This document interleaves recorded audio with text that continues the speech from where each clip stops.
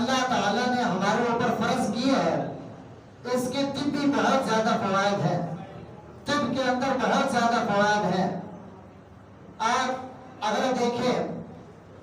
تو ہمارے مسلمانوں کو آج کے دور میں سائنس کے اوپر بہت زیادہ یقین ہے۔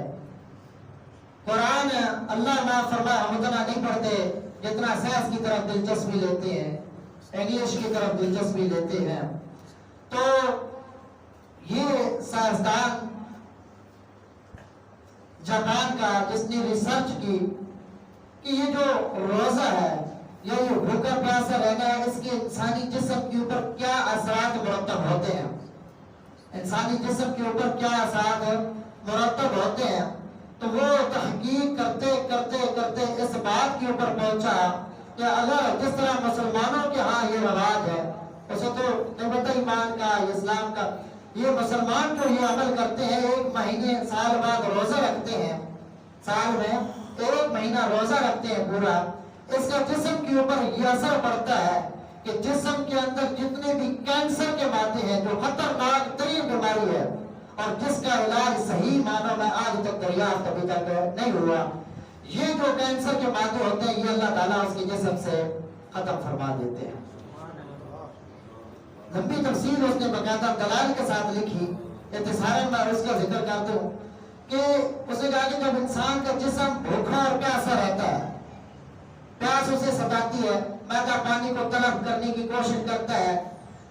دل چاہتا ہے، پیاس لگتی ہے کہ میں پانی پیوں، بھوک لگتی ہے، تو پھر یہ جو انسانی اللہ تعالیٰ نے ایک معدہ بنایا ہے، نظام ہضم یہ بنایا، یہ پھر ان مادوں کو جذب کرتا ہے اور ان کو جذب کر کے سکیڑتا ہے، سکیڑ کے ان کو ہضم کر کے ختم کر دیتا ہے۔ تو انسان اتنی بڑی بیماری سے بچ جاتا ہے اگر وہ پابندی سے رمضان شریف کے روزے رکھے۔ حدیث شریف سے آپ نے کئی بار اس کی فضیلت سنی، یہ آپ نے سن لی، اگر معدے کا کوئی مریض ہو، اس کے علاوہ جتنی بھی چھوٹی بیماریاں ہیں کینسر کے علاوہ، تو ہر بیماری کے اوپر اس نے لکھا، یہ چیز لکھی کہ اگر کوئی جگر کا مریض ہو، معدے کا مریض ہو، دل کا مریض ہو، تو جب اس مشینری کو آرام کرنے کا 1 مہینہ موقع ملتا ہے تو یہ پھر دوبارہ ایکٹیو ہو جاتی ہے،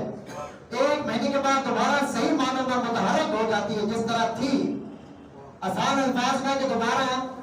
آپ کی جو مشینری ہے وہ نئی ہو جاتی ہے، وہ مشینری نئی ہو جاتی ہے۔ کتنا بڑا فائدہ ہے۔ آج اسپتالوں میں جائیں